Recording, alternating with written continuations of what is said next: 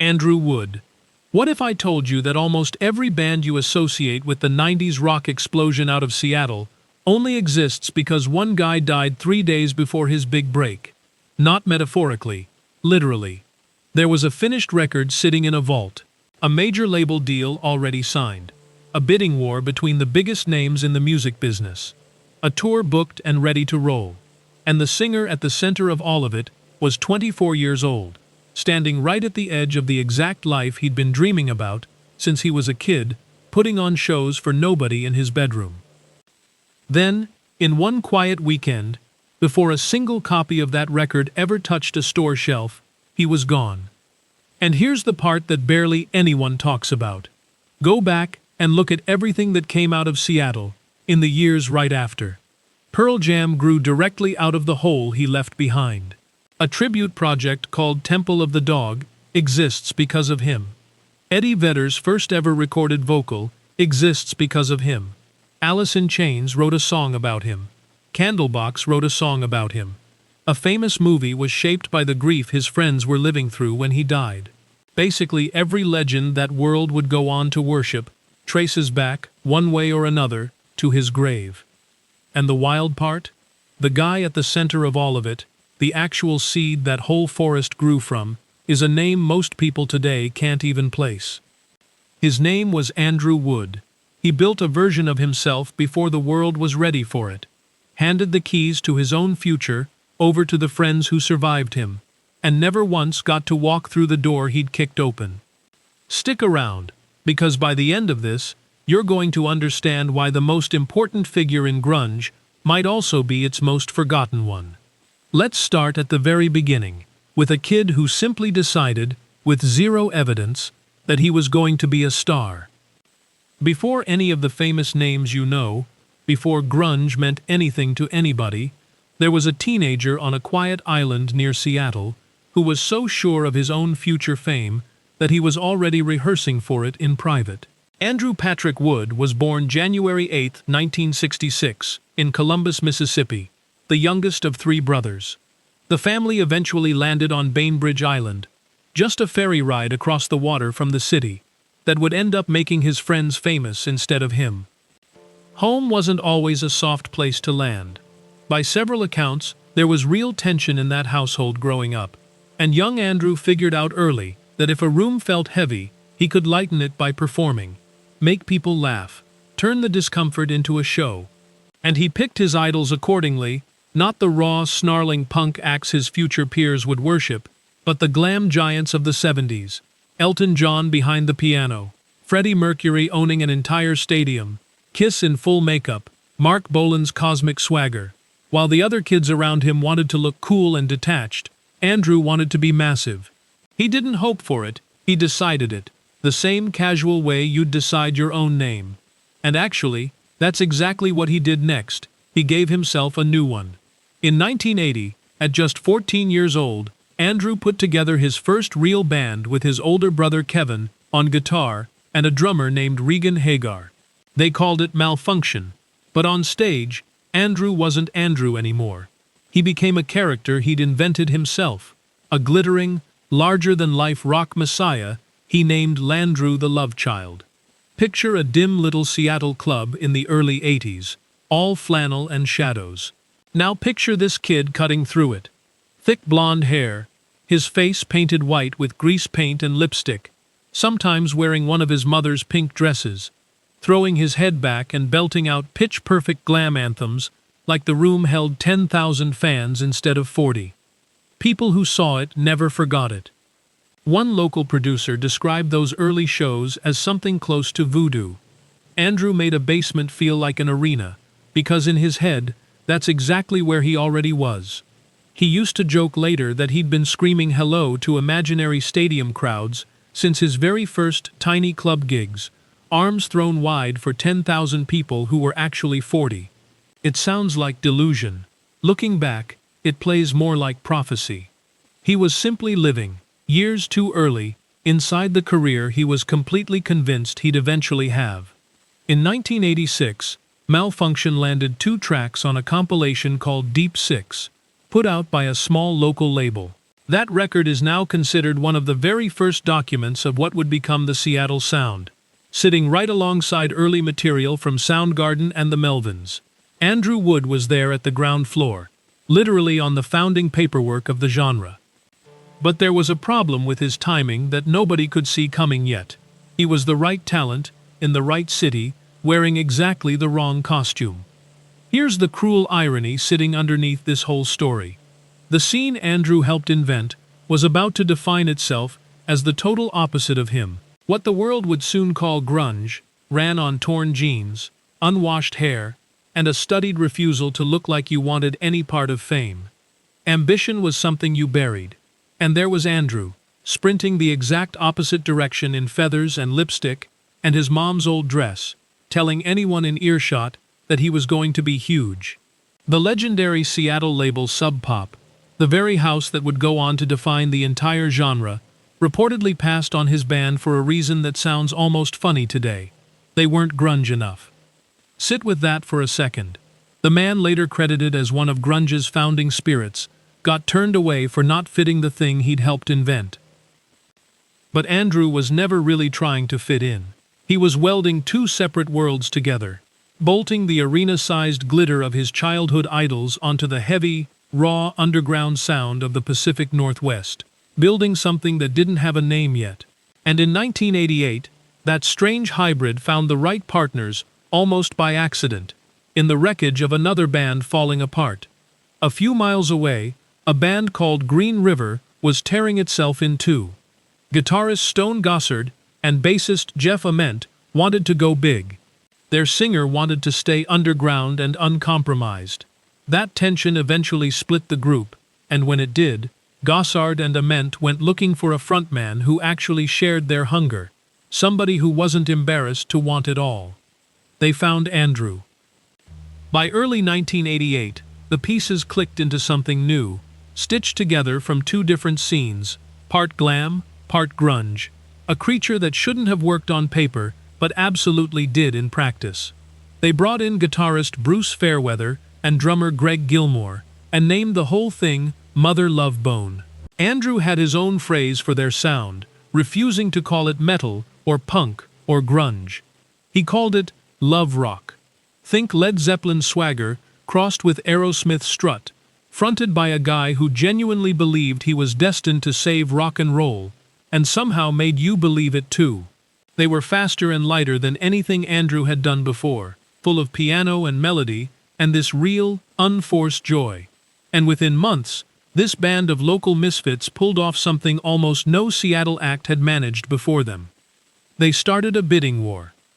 Mother Love Bone got hot, fast. Local magazines were already calling them the next big thing out of the Northwest. Suddenly, major labels out of Los Angeles were coming north to Seattle, years before the rest of the country caught the same fever. Andrew used to joke about what followed, calling it his restaurant tour of Seattle, a run of free dinners with label executives all desperate to sign his band. By some counts, 8 or 9 labels were circling. They eventually signed with Polygram, who wanted them badly enough to create an entire vanity label, Stardog, just for the group. In 1989, they dropped an EP called Shine, one of the first major label releases to come out of the emerging Seattle scene, and it built real buzz. They toured.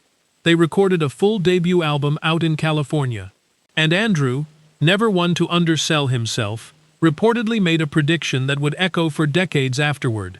If Mother Love Bone didn't become the most important band of the 90s, he'd simply start another one that would. He meant it as bravado. He had absolutely no idea how literally, and how painfully, those words were about to come true, because the same fire that fueled the dream was tangled up with something that had been quietly following him since he was a kid, and it was about to catch up to him. Behind the lipstick and the laughter, Andrew Wood was carrying a darkness most of the crowd never saw. What makes it harder to sit with is just how gifted he actually was. Chris Cornell, no lightweight songwriter himself, once said Andrew could write 10 songs in the time it took most people to finish 2, that the ideas just poured out of him, fearless and completely unfiltered. This wasn't a small talent flickering out early. This was a fountain.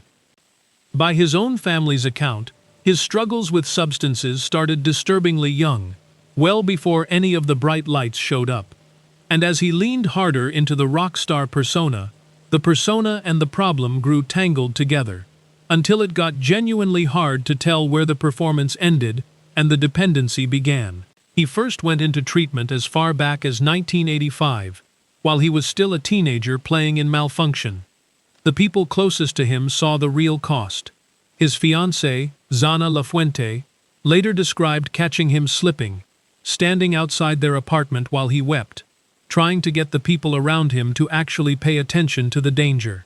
By her account, the closer the band got to its big break, the harder it became to get anyone to look directly at the thing that could take it all away. There was a record deal on the table. There was a dream within arm's reach. And there's something quietly heartbreaking about how everyone wanted to talk about the future, and almost nobody wanted to talk about the thing threatening to steal it. By late 1989, with the album already finished, Andrew did the bravest thing he could do. He checked himself in to get clean, determined to be sober when his masterpiece finally reached the world. And for a while, it actually worked. For the first few months of 1990, the story looked, by every outward measure, like a triumph. Andrew came out of treatment clear-eyed and genuinely proud of it. In an interview around that time, he said plainly that he used to be a user, that he'd gotten help, and that he wasn't doing it anymore. He was counting his clean days, and the count was real, several months by most accounts. The album, titled Apple, was finished and set for a spring release. A huge tour was already being booked around it. On March 9, 1990, Mother Love Bone played a celebration show back home in Seattle, previewing the new songs for the crowd that had watched them rise from nothing. Everything Andrew had decided about himself as a kid alone in his bedroom, every piece of the destiny he'd been announcing to the world for a decade, was finally arriving right on schedule. He was days away, the frontman, the deal, the record, the tour, the comeback story of a guy who'd stared down his own demons and won. It was all lined up like dominoes, ready to fall in exactly the right direction. Then, on a Friday in the middle of March, with the finish line already in sight, one decision undid all of it. On Friday, March 16, 1990, after all those hard-won clean days, Andrew slipped. It's one of the oldest and saddest traps there is, and it's precisely the one he fell into. A body that's been clean for months loses its tolerance. The amount that once felt routine becomes far too much for a system that's essentially reset itself. That evening, Xana came home and found him unresponsive. She called for help immediately, but the damage was already outrunning the ambulance. He was rushed to the hospital and slipped into a coma. There's a darker, unconfirmed rumor that's floated around the scene for years, that the supply on the street that night was unusually dangerous, with talk of other overdoses the same evening. It's never been firmly established, and it deserves to be treated as rumor, not fact. What is certain is simpler, and honestly crueler. A man who had done everything right for months made one fragile, human mistake at the worst possible moment, and his body couldn't survive it. For 3 days he lay unconscious, while the people who loved him gathered, waited, and hoped for a miracle the doctors already knew wasn't coming. On the 3rd day, they had to make the decision nobody is ever actually ready to make. On Monday, March 19, 1990, Andrew's family, his bandmates, and his closest friends came together in a hospital room to say goodbye. He was 24, and in those final moments, they did something that tells you everything about who this guy was and what he loved. They didn't fill the room with silence. They lit candles and played him music, specifically the band that had shaped his whole theatrical soul, his idol Freddie Mercury and Queen, with the album A Night at the Opera filling the room as they finally let him go. The most electric performer that scene had ever produced was sent off to the sound of the very showman he'd spent his whole life trying to become. When it was over, his bandmate Stone Gossard put the loss into words that have followed the band ever since. He said, simply, that Mother Love Bone died with Andrew. There would be no tour, no triumphant debut. The album Apple, The record Andrew had gotten sober to celebrate came out that July, months after he was already gone. A brilliant ghost of a band that no longer existed. It was widely praised. The New York Times treated it like the arrival of a major new Seattle act. But the voice carrying the whole thing belonged to someone who wasn't there to hear any of it. And here's where the story does something almost impossible. Because out of that grief, in the saddest way imaginable, Andrew Wood ended up keeping his promise anyway. Andrew's roommate at the time was a singer named Chris Cornell, frontman of Soundgarden, and the two of them had been close. Cornell later said Andrew's death felt like the death of the entire scene's innocence. The moment the carefree early years ended, and everything after carried a shadow with it. When Andrew died, Cornell was out on tour, and he processed the loss the only way he really knew how. He wrote. He poured his grief into a pair of songs built entirely around the friend he'd lost, then reached out to the surviving members of Mother Love Bone, Stone Gossard and Jeff Ament, to help him record them. They brought in a young guitarist named Mike McCready. Soundgarden's Matt Cameron sat in on drums. They named the whole project after a line from one of Andrew's own songs, Man of Golden Words. They called it Temple of the Dog. And then something extraordinary happened in that room. Gossard and Ament were quietly putting together a new band of their own. And they'd just found a shy, unknown singer who'd recently moved up from San Diego, a guy named Eddie Vedder. Vedder was hanging around the Temple of the Dog sessions when Cornell was wrestling with a song called Hunger Strike. Almost without being asked, Vedder stepped up to the microphone and filled in the low harmony instinctively, exactly the way Cornell had been hearing it in his head. It turned into a duet. It became the single, and it became the very first time Eddie Vedder's voice was ever captured on an actual record. He'd later call it one of the most meaningful things he ever sang. There's a story from those early days that sort of captures the whole strange alchemy of the moment. At one of the new band's first Seattle shows, with the scene still raw over Andrew's death, Cornell reportedly hoisted the shy young Vedder up onto his shoulders and carried him out onto the stage, presenting him to the crowd, one singer publicly passing something on to another, in a room still aching over the friend they'd lost. People who were there described it as something close to collective healing. The video for Hunger Strike was actually filmed at a Seattle park, with the band facing west across the water, toward Bainbridge Island, toward Andrew's childhood home. A quiet, deliberate goodbye to the friend who'd started it all. That new band, the one born directly out of Andrew's death, made up of Gossard, Ament, McCready, and Vedder, went on to call themselves Pearl Jam. Andrew had promised that if his band didn't become the most important act of the 90s, he'd start another one that would. Turns out he was right. He just never got to know it. And the tributes didn't stop at one album. Alice in Chains dedicated their debut record to Andrew, and later wrote the song Wood in his memory, a track that became one of the defining anthems of that whole era. The Seattle band Candlebox wrote Far Behind for him too, and there's a strange, almost poetic irony buried in the story of the tribute album itself. When Temple of the Dog came out in 1991, the record made specifically for Andrew, it barely registered. It didn't chart. It sold a modest number of copies and sat quietly on the shelf. It was only a year later, once Pearl Jam and Soundgarden had exploded into the mainstream, that the world circled back, realized what it had ignored, and finally embraced the album for the masterpiece it actually was. Even the music made to honor Andrew Wood had to die first before it got discovered. That pattern followed him everywhere, even into the tributes. When director Cameron Crowe made the film Singles, the movie that captured that entire Seattle moment for the rest of the world, he later said part of the film's emotional core came from watching how Andrew's friends pulled together in their grief, a scattered group of people forming a family out of loss. Years later, a documentary called Malfunction, the Andrew Wood story, finally told his life on screen. His brother Kevin and his old bandmate Stone Gossard dug up old Malfunction recordings and released them so the music wouldn't just disappear. And yet here's the recognition gap that should stop you cold.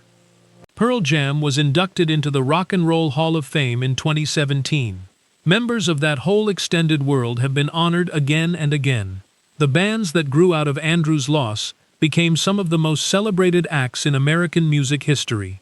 Eddie Vedder, the man whose very first recorded vocal exists because of a song written about Andrew, is a rock immortal now.